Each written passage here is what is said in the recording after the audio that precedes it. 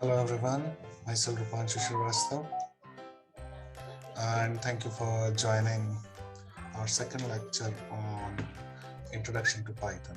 So in our first lecture, we had a brief discussion on our course module. So just briefing it about once again. So this course is all about Introduction to Python, and Introduction is Python is basically just a start of a programming skill set. In last lecture, what we discussed about installation of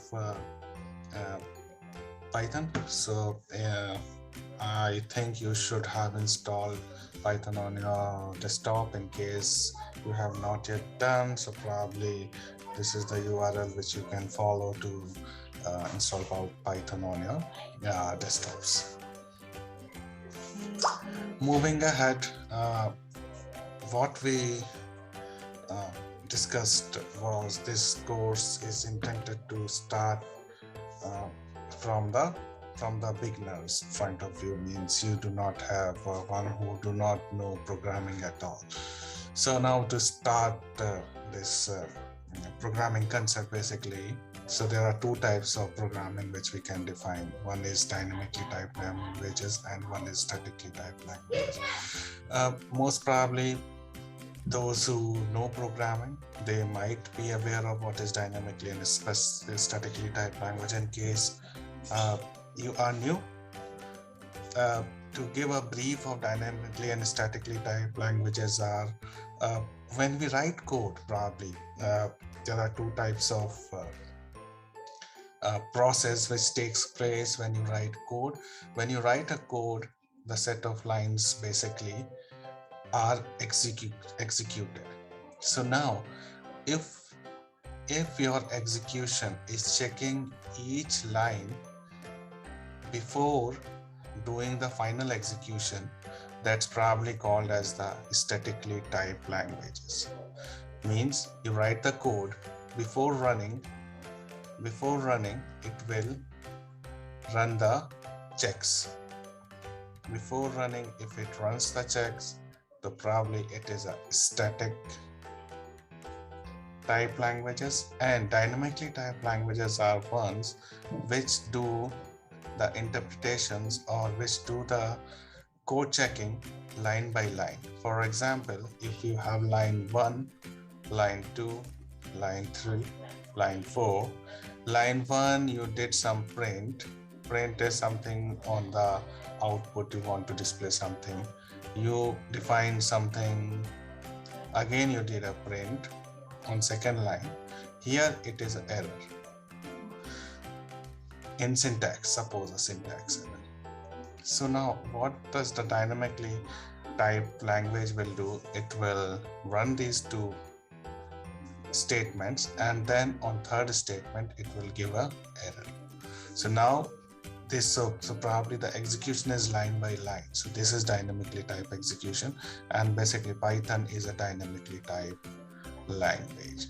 Just we will go through all those concepts and things again by again, but just for the starting point of view, just understand what is static type and dynamic type languages, and basically this Python which we would be studying is a dynamically typed language.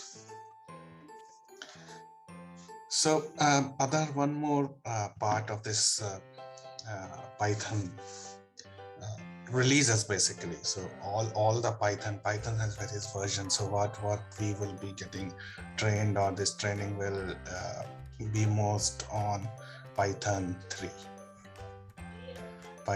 So there are various old versions and new versions keeps on coming. So a Python enhanced proposal is one of the locations where the Python releases details are there. Step by step, what all functions are there, what all new things will come up, those all details is there in the PEP official design document. So more references you want to take, go to the PEP, search for PEP Python in Google, and you should get the whole set of details regarding the new versions, what are coming or what are proposed to be coming next releases. So now to start with, as a programmer, what basically is needed? This question comes up for anyone who want to start programming. Need two skills basically. Two skills to be a programmer, which again is something referenced from the ebook, which was discussed in the last class. So probably these are the same concepts out there mentioned there as well. So first of all, what you need to know is a language. Any of the programming language you should know, and you should know the vocabulary and the grammar of that language. This is one of the first requirement means for a programmer. Anything you want to program, you should first know the programming language, and here we will be learning Python. The second one is you need to tell a story. For example, if you have a requirement to find, for example, in this word program, you want to find how many times letter M comes. So either you do it manually, or from your eyes you can figure it out, or if you want to do it from a program. So the story is to find letter M in a given word. Now this is a story, or you can say as a problem statement. So to be a programmer, you should be having a problem statement, and against the problem statement you will generate, or you will write a code to solve the problem, which will be an idea. So two things: one is programming language knowledge, second is a story. So these are two basic things which are required to be a programmer. Anyone who has these two skills can probably be a programmer.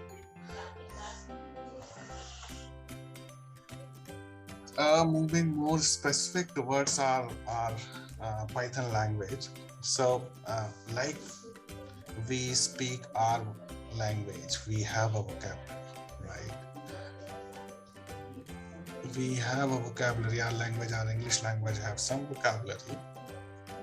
Similar way, Python too has a vocabulary which is small, because vocabulary are actually called as the reserved words. So with the words which are reserved for Python. Now, the best example to give the scenario is, for example, if you are training your dog, what you say? Well, you train your dog with some special words. For example, sit, stay, fetch. And now, if you are talking to your dog, hey dog, come here and tell me what is your name. He will just keep on staring on you. You will not be able to identify anything. Now, if you say, hey dog, come here, what are you doing? Come here and sit. As soon as he hears the word sit, probably what you have trained, he found out that word, that, oh, this is a reserved word for me. I'll sit down. I will sit down. So these are the reserved words, and similar way, Python do have certain reserved words which they keeps on, or which is being used while we do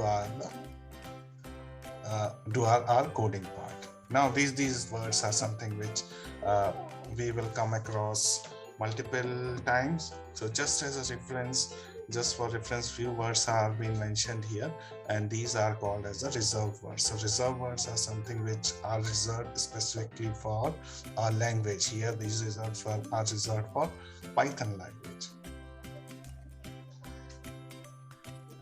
So other concept, we basically started some of the concepts of programming. What things we have covered so far is we talked about reserved words, Some of the reserved words of Python, right? Nothing specific to it. Just keep in mind that there are some reserved words in Python. Other part we discussed was, if you remember, let me go to the back slides. So as to get you recall, we discussed about types of programming languages, dynamically typed and statically typed languages, right? So other part is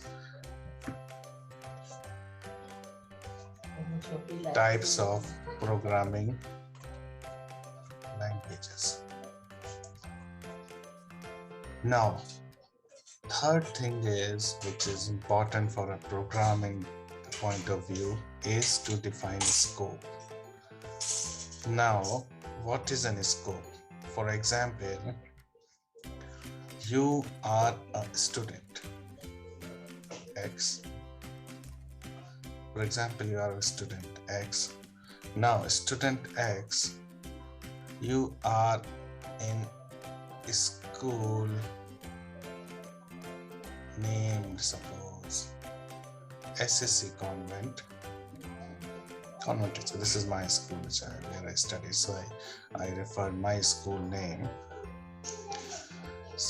And there is a second school, for example, St. Joseph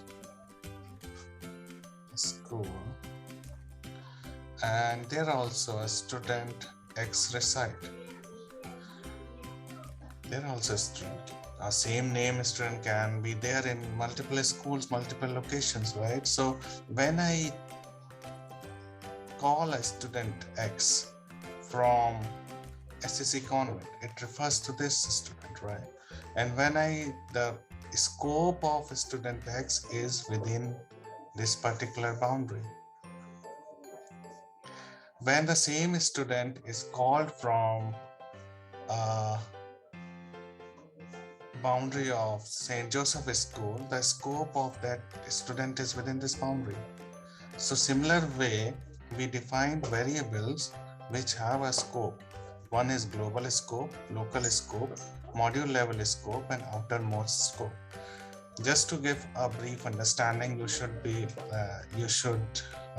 able to capture some pointers in your mind, that probably student X of a particular school, the student X is locally or is a variable or is a name which is or which can be called from a particular school. Student X, two entities of student X are two different persons within the specific scopes.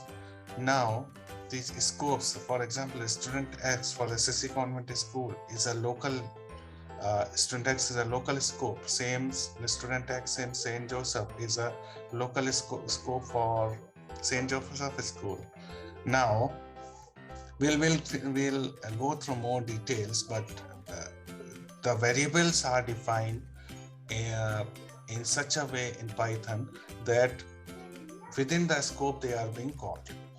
So they are global scope, local scope, module level scope, outermost scope. So these will cover out in more details, I think, in near future. But scope is something is a block of code where an object in Python remains relevant. So student X is relevant in SSC Convent, student X is relevant in St. Joseph School.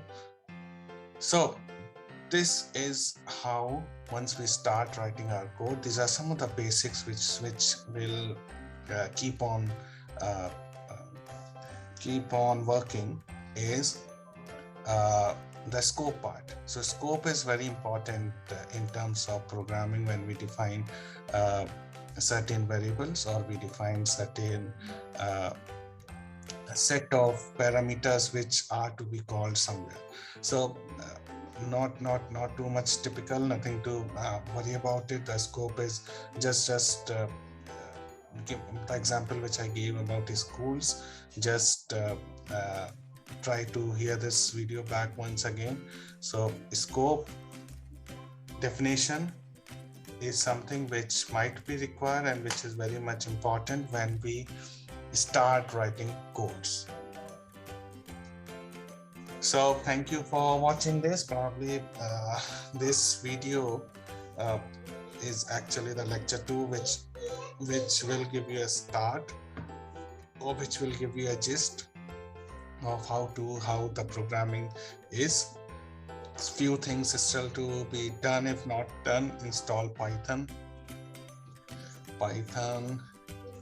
download ebook, start reading,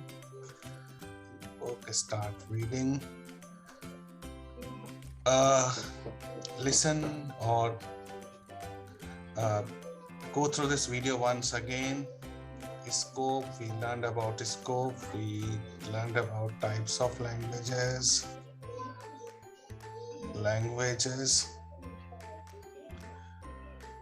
and we learned about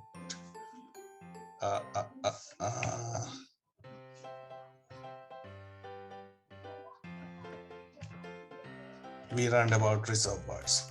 So for it, we learned about reserved words. So I think this video might look a bit, you might get a feel of getting started with programming. So keep watching, and more we start, we'll have more fun related activities, quizzes, and more towards the our goal of learning Python. And I hope as we move forward, we will have a lot more interesting sessions which will help you to make a good programmer. Thank you.